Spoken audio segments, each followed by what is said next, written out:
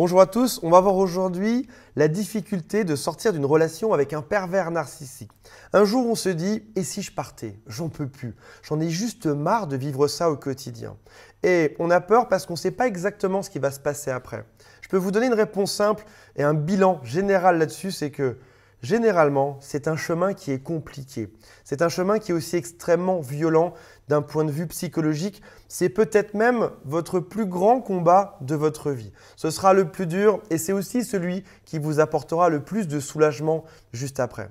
Et même si statistiquement, j'ai l'impression que c'est un peu plus souvent la victime qui décide de partir, dans les faits, ça restera identique. Au bout d'un moment, la relation ne peut juste plus continuer. Alors que ce soit le pervers narcissique qui en ait marre de vous parce que vous êtes trop dur à manipuler, ou vous qui en avez marre du pervers narcissique parce que vous ne pouvez plus supporter ça au quotidien, le résultat est le même. À un moment donné, on va se séparer et il y aura des ouragans et des éclairs dans ce genre de moment. On va parler de tout ça aujourd'hui. Avant de démarrer, si vous le souhaitez, abonnez-vous à la chaîne, cliquez sur je m'abonne puis sur la cloche qui est juste à côté. Il y a aussi un quiz qui s'intitule « Est-ce que cette personne est perverse narcissique ou pas ?» C'est juste en dessous. Vous êtes mes ambassadeurs. Tous les conseils que je vous donne, ce sera à vous de les donner aux autres juste après. Et si vous le souhaitez, appelez une personne de mon équipe du lundi au vendredi. C'est juste en dessous. La première chose à savoir quand on quitte une personne qui est perverse narcissique, c'est que plus tôt on part et mieux c'est. Parfois, les gens disent « Oui, mais moi, ça fait 15 ans que je suis avec cette personne, donc c'est pas du tout le plus tôt possible. » Ok, 15 ans, c'est très bien. Ça fait 15 ans. Là, tu le réalises. Ne laisse pas traîner jusqu'à 20 ans, 25 ans ou toute ta vie.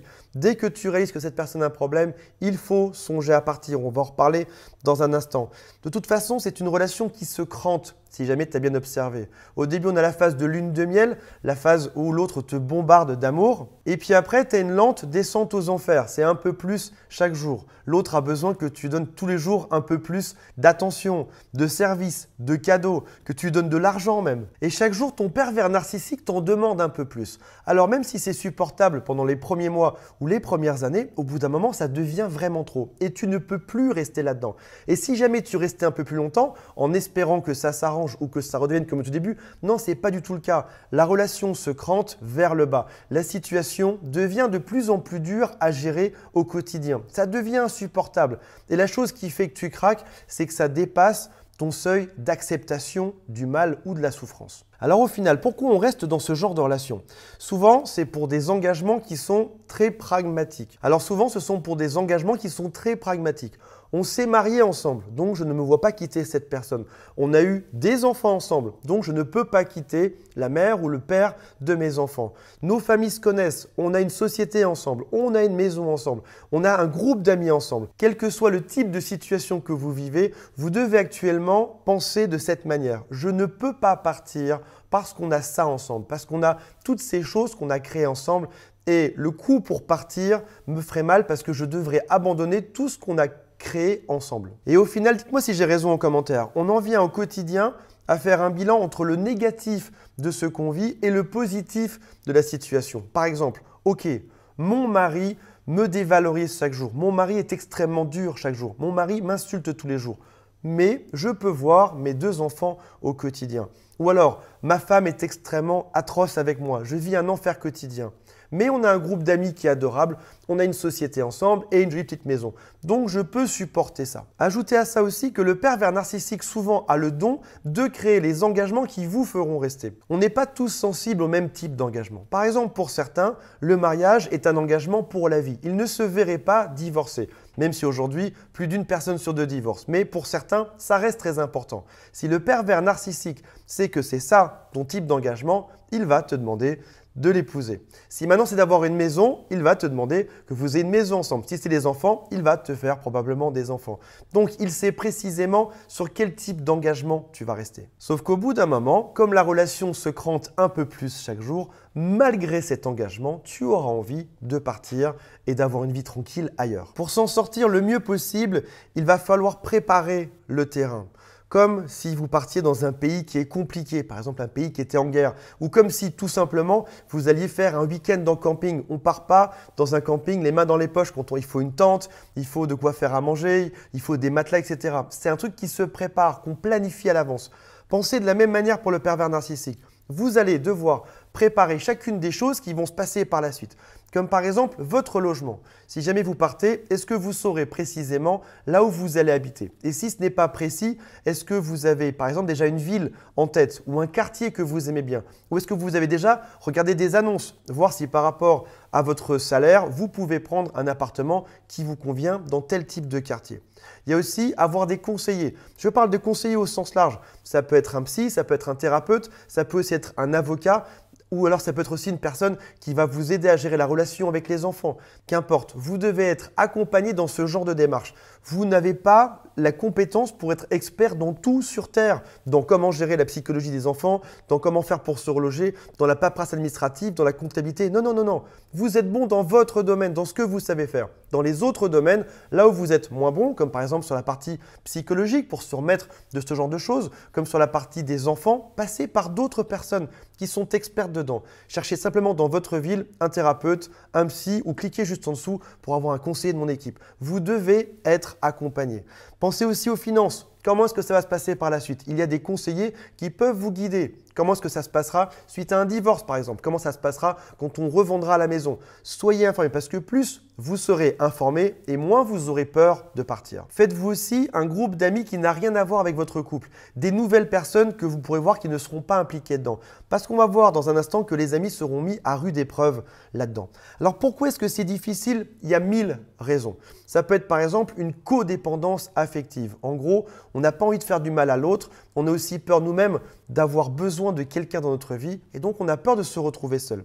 Ça peut être également une peur de l'abandon. On a vécu peut-être étant jeune un épisode traumatique où on s'est fait abandonner, peut-être même quelque chose dont on ne se rappelle pas. Et là, l'idée de se retrouver seul est extrêmement compliquée. Je vous rassure, personne n'aime vivre seul après une rupture amoureuse. Ça peut être également un besoin de validation de l'autre. L'autre nous envoyait des insultes et nous rabaissait, mais de temps en temps, il nous disait aussi des choses positives. Et là, on se retrouve tout seul avec notre propre manque de confiance. Ça peut aussi être la peur de l'inconnu. Bah oui, il va falloir changer de maison, de boulangerie, de supermarché, changer notre adresse, changer les impôts, etc. Et ça fait peur et c'est bien naturel. Le déménagement est la source de stress numéro 1 au monde. Ça peut être aussi une peur sociale. Qu'est-ce que mes amis vont penser de moi si je quitte cette famille où j'ai un enfant ?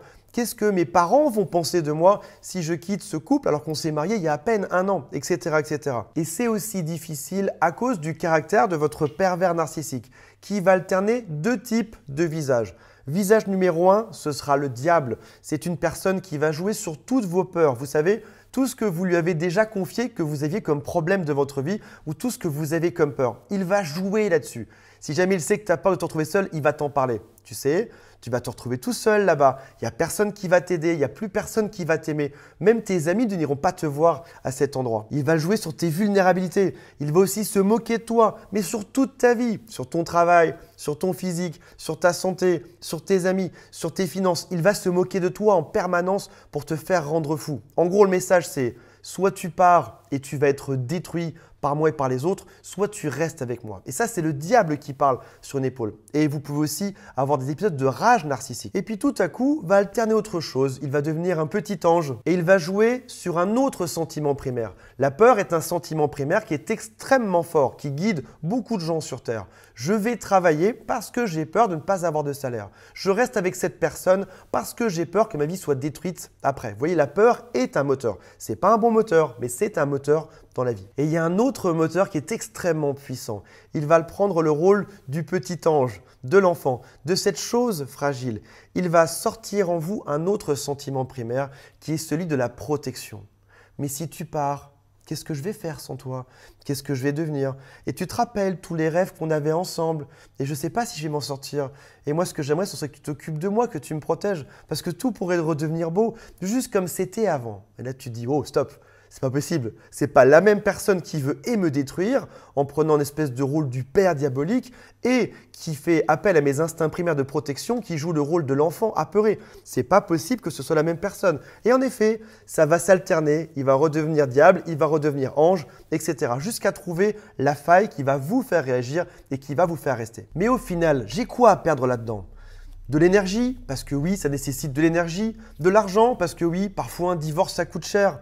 Du temps, parce qu'il va falloir du temps pour me sentir mieux, pour me sauver de tout ça. Des ruminations, parce que quand on s'en sort, on rumine pendant des semaines et des mois. Mais ça finit par passer après. supporter des SMS d'insultes, des emails d'insultes également. J'ai déjà lu en coaching des choses qui étaient effrayantes, qui m'ont fait mal au cœur pour mes clients. Il va aussi venir me dénigrer auprès de mes amis, je vais devoir supporter ça. Eh bien, c'est pas grave, je vais l'accepter parce que je sais ce que j'ai comme bénéfice ensuite. Je vais être calme et je vais être extrêmement heureux. Pour conclure, ne lui donnez plus d'informations, plus rien de personnel sur vous. Enregistrez tout, gardez les SMS, gardez les emails. Profitez chaque jour du calme que vous avez au quotidien, du bonheur que vous avez de ne plus être avec une personne qui vous rabaisse de manière quotidienne.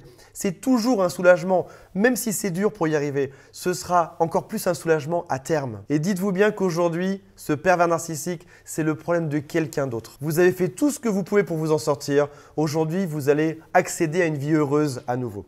Voilà mes amis, j'espère que ça vous a plu. Mettez-moi un commentaire si ça vous a parlé. Likez la vidéo et faites le quiz.